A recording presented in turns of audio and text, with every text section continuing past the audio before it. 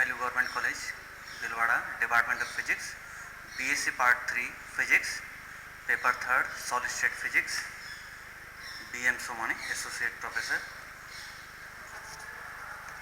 Third paper में हमारे पास जो सिलेबस है MDS यूनिवर्सिटी का, यूनिट 1 में crystal binding and crystal structure, thermal properties of solids, unit 2 में बैंड थ्योरी ऑफ सॉलिड्स और इलेक्ट्रिकल कंडक्टिविटी, यूनिट 3 में super conductivity and magnetic properties. ये सारी चीज़ें हमें करनी है। हम स्टार्ट करते हैं crystal binding and crystal structure.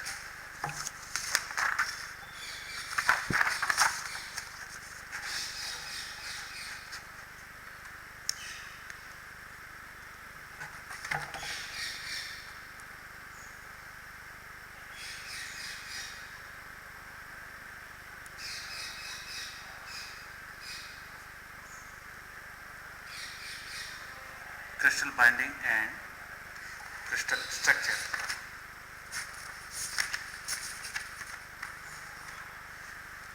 Crystal binding में इंटर एटॉमिक फोर्सेस,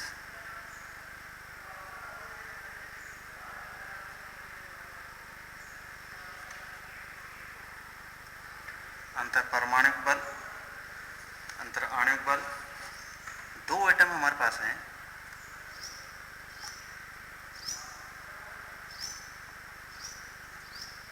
न्यूक्लियस, इसमें इलेक्ट्रॉन्स रिवॉल्व कर रहे हैं, इसमें इलेक्ट्रॉन्स रिवॉल्व कर रहे हैं। ये न्यूक्लियस इस इलेक्ट्रॉन को अट्रैक्ट करेगा, ये न्यूक्लियस इस इलेक्ट्रॉन को अट्रैक्ट करेगा, ये न्यूक्लियस इस न्यूक्लियस को रिपेल करेगा, ये इलेक्ट्रॉन इस इलेक्ट्रॉन को रिपेल करेगा।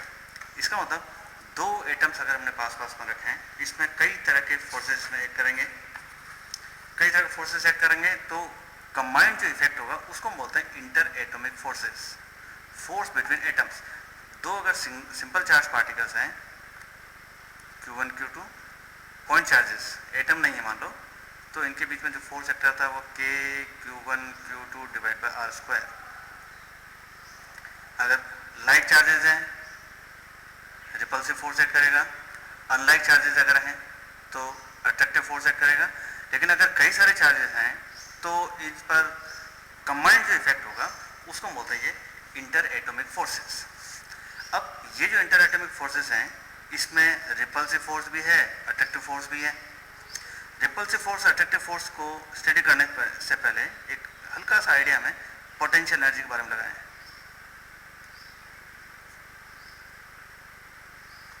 पोटेंशियल एनर्जी, पोटेंशियल एनर्जी हम कहते हैं energy due to configuration.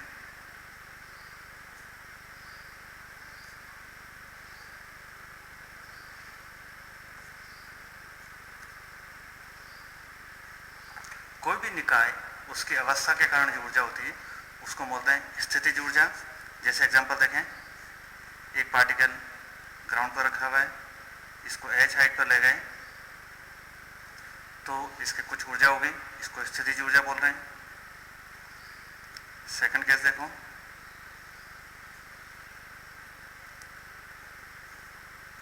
Mass spring system है,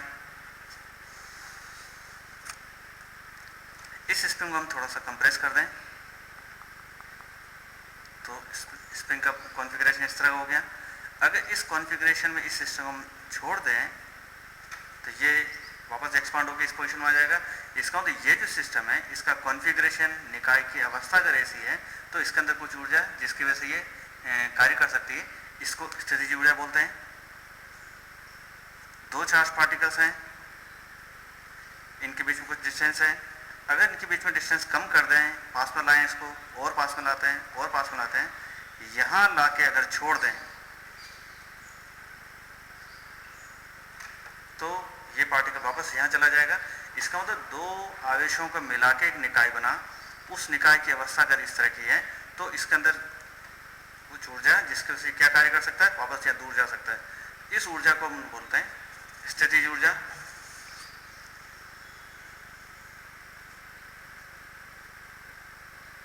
दो मैग्नेट्स हैं,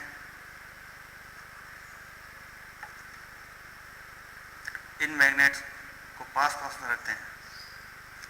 ये मैग्नेट यहाँ से पकड़ा, इसको पास में लाए और पास में लाए और पास में लाए, यहाँ ला के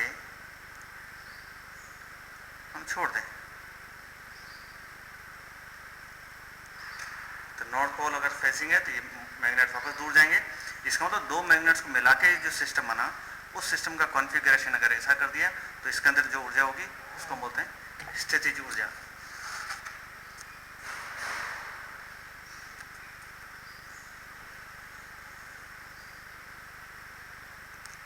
चाबी वाले खिलौने होते हैं, उसके अंदर जो स्प्रिंग होती है उसका शेप इस तरह का हो गया। अगर आपने इसमें चाबी को घुमाया थोड़ी देर, ऐसा कर दो तो इसका शेप ऐसा हो जाता है। यहाँ से अगर रिलीज करेंगे तो वापस यहाँ से यहाँ वापस इस कॉन्फ़िगरेशन में आएगा। इसका मतलब इसके अंदर जो ऊर्जा है उसको बोलते हैं स्थितिज ऊर्जा। तो ये गुरुत्वीय बल के कारण स्थितिज ऊर्जा, ये प्रत्यास्थ बल के कारण स्थितिज ऊर्जा, ये इलेक्ट्रोस्टैटिक फोर्स विद्युत बल के कारण स्थितिज ऊर्जा, चुंबकीय बल के कारण स्थितिज ऊर्जा, प्रत्यास्थ बल के कारण स्थितिज ऊर्जा, यानी किसी भी निकाय के अंदर उसकी अवस्था के कारण जो ऊर्जा होती है उसको हम बोलते हैं स्थितिज ऊर्जा। मैकेनिकली इसको मैथमेटिकली ऐसा लिख सकते हैं, एक सिस्टम को एक कॉन्फ़िगरेशन से दूसरे कॉन्फ़िगरेशन में लाए, यानी क्या किया हमने, mg फोर्स एक्ट कर रहा है डाउनवर्ड्स, इस फोर्स के अगेंस्ट इसका विस्थापन किया हमने h, तो हमने कितना कार्य किया mg इंटू एच। यहाँ से यहाँ तक लाने के लिए हमने जितना निकाय पर कार्य किया वो सारा इसके अंदर ऊर्जा के रूप में संग्रहित हो गया। यहाँ से लेकर यहाँ तक लाने के लिए हमने इस पर कार्य किया, हमने जो कार्य किया वो सारा इसके अंदर ऊर्जा के रूप में संग्रहित हो गया। सिमिलरली यहाँ से लेकर यहाँ तक आने के लिए 5 टाइम्स अगर हमने इसको क्लॉकवाइज डायरेक्शन में रोटेट किया, छोड़ेंगे तो ये 5 टाइम्स एंटी क्लॉकवाइज डायरेक्शन में रोटेट होकर वापस ओरिजिनल पोजिशन में आ जाएगा।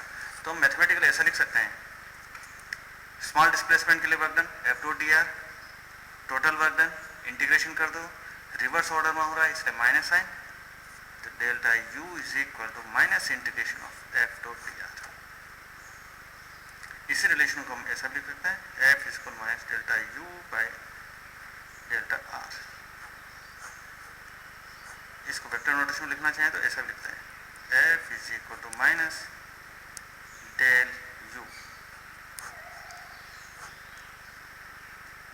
Del U gradient of U लिखते हैं इसको, gradient of U minus gradient of U।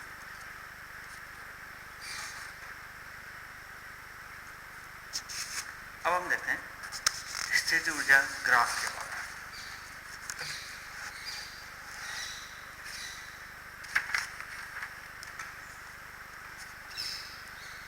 UR graph, कोई निकाय का स्थितिज ऊर्जा और दूरी के सापेक्ष जो ग्राफ होता है उसको हम स्थितिज ऊर्जा ग्राफ बोलते हैं, UR ग्राफ। जैसे एक एग्जांपल हम लें, ये टेबल है, इसके हाइट है h, एक पार्टिकल को हमने, ये हमारा ओरिजिन, पार्टिकल को यहाँ रखा, फिर पार्टिकल को यहाँ रखा, फिर यहाँ रखा, फिर यहाँ रखा, फिर यहाँ रखा, फिर यहाँ रखा। ग्राउंड पर जब है स्थिति ऊर्जा 0 0 0, यहाँ mgh mgh mgh mgh, फिर यहाँ 0 0। इसका मतलब ये जो सिस्टम है इसका अगर potential energy diagram U versus R graph बनाना चाहें तो ऐसा बनेगा, U वर्सेस R ग्राफ। दो इंपॉर्टेंट रिलेशन हमारे पास है, F is equal minus delta U by delta R और delta U is equal to minus integration of F.dr। ये दो इंपॉर्टेंट रिलेशन एक है, लेकिन ये इंपॉर्टेंट। इसका क्या मतलब हो गया, U और R के बीच में जो ग्राफ है उस ग्राफ का slope delta U by delta R हो गया। स्लोप का नेगेटिव वैल्यू फोर्स के मैग्नीट्यूड को दे रहा है। नेगेटिव साइन ये शो कर रहा है कि जिस डायरेक्शन में पोटेंशियल एनर्जी कम होगा वो डायरेक्शन फोर्स का डायरेक्शन होगा। तो rate of change of potential energy with respect to distance gives the magnitude of force, and negative sign shows that direction of force will be in that direction in which potential energy is decreasing with distance. अब इस graph को देखो, U versus R graph है, ये point हो गया A, ये point हो गया B, A पॉइंट पर स्लोप और B पॉइंट पर स्लोप, दोनों जगह स्लोप 0 है, तो FA equal to FB equal to 0, 4 0 है। अगर हमने इसको ऐसा कर दिया कि ये जो टेबल थी इसकी ये 2 लेग्स हटा दें, तो इसका शेप ऐसा हो जाएगा, U वर्सेस R ग्राफ ये हो गया। अब यहां से लेकर यहां तक 4 0, लेकिन अब यहां स्लोप है इसका, तो A पॉइंट का स्लोप और B पॉइंट का स्लोप, क्योंकि ये स्ट्रेट लाइन है, हर पॉइंट पर स्लोप का वैल्यू सेम है, तो FA equal to FB equal to constant quantity, क्योंकि स्लोप कांस्टेंट है इसलिए।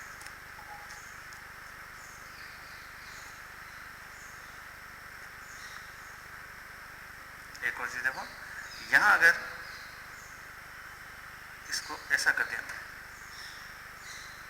तो इसका स्लोप इसके मुकाबले ज्यादा हो गया, तो यहां फोर्स का वैल्यू पहले के मुकाबले बढ़ गया। मान लो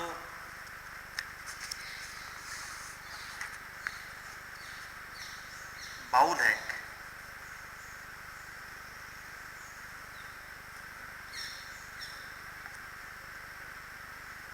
ये बाउल,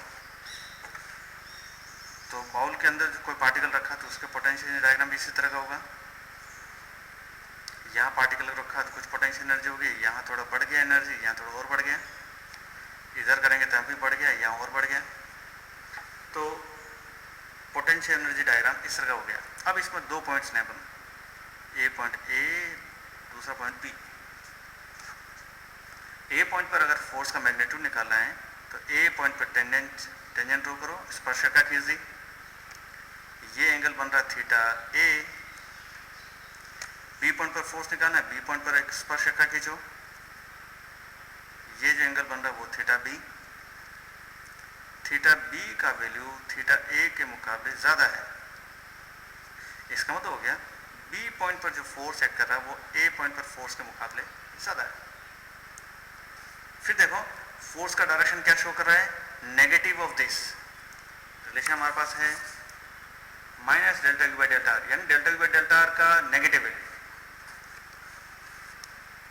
ये जो दोनों टेंजेंट ड्रॉ कर रहे हैं, दोनों टेंजेंट के स्लोप पॉजिटिव है, इसका मतलब फोर्स का डायरेक्शन कैसा होगा, नेगेटिव होगा। तो इस तरफ फोर्स का डायरेक्शन लगेगा, यहाँ फोर्स का डायरेक्शन इस तरफ होगा, टुवर्ड्स इक्विलिब्रियम। यहाँ रख दें तो फोर्स का डायरेक्शन इस तरफ होगा, यहाँ रखें तो फोर्स का डायरेक्शन इस तरफ होगा। ये जो पॉइंट होगा जिस पर फोर्स का वैल्यू 0, इसको हम इक्विलिब्रियम बोलेंगे, साम्यावस्था। एक और पोटेंशियल डायग्राम देखो,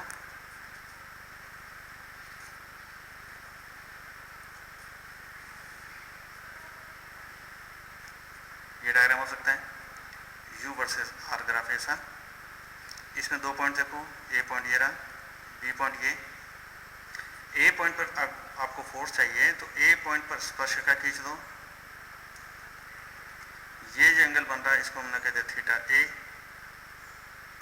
B पॉइंट पर फोर्स चाहिए तो B पॉइंट पर स्पर्शरेखा खींचो, B पर जो एंगल बनेगा उसको थीटा B कह दिया।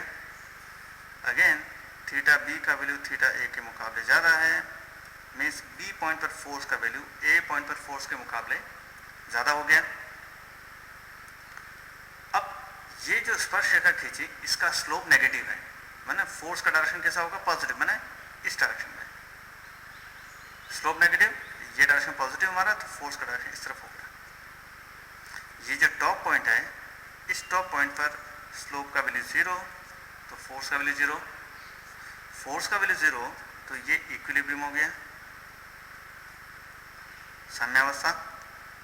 अब दोनों डायग्राम को देखना, एक डायग्राम ये है आपका, एक डायग्राम ये इक्विलिब्रियम है क्योंकि यहाँ स्लोप 0 है, इसमें ये भी इक्विलिब्रियम है क्योंकि यहाँ भी स्लोप 0 है। लेकिन दोनों इक्विलिब्रियम में क्या डिफरेंस है, इस साम्यावस्था में अगर पार्टिकल को हम थोड़ा सा इधर डिस्प्लेस कर दें और छोड़ दें, ये पार्टिकल वापस इधर आएगा, इधर ले जाके छोड़ दें तो वापस यहाँ आ रहा है। इसका मतलब माध्य अवस्था से जब भी विस्थापित करेंगे इस पर जो बल लगेगा, बल की दिशा साम्यावस्था की तरफ लगती है।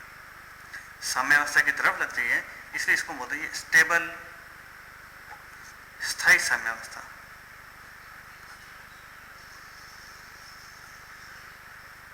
स्थायी साम्यावस्था। और इसमें देखो यहाँ जो टॉप पॉइंट है, यहाँ पर फोर्स का वैल्यू 0, थोड़ा सा इधर डिस्प्लेस कर दें तो फोर्स इस तरफ लग रहा है, यहाँ से थोड़ा सा इधर खिसका दें तो फोर्स इस तरफ लग रहा है, इक्विलिब्रियम से दूर लग रहा है, तो इसको बोलते हैं अनस्टेबल इक्विलिब्रियम या अस्थायी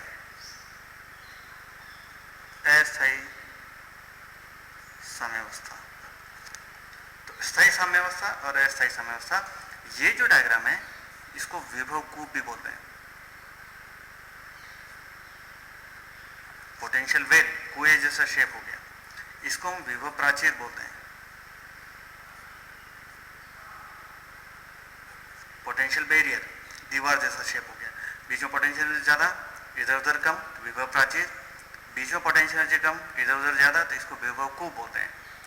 तो जब भी पोटेंशियल वेल होगा साम्यावस्था हमेशा स्थायी साम्यावस्था आएगी, जब भी विभव प्राचीर होगा साम्यावस्था अस्थायी साम्यावस्था होगी। ठीक है, तो ये पोटेंशियल एनर्जी डायग्राम और intermolecular forces, inter atomic forces के लिए potential energy diagram next class में हम लोग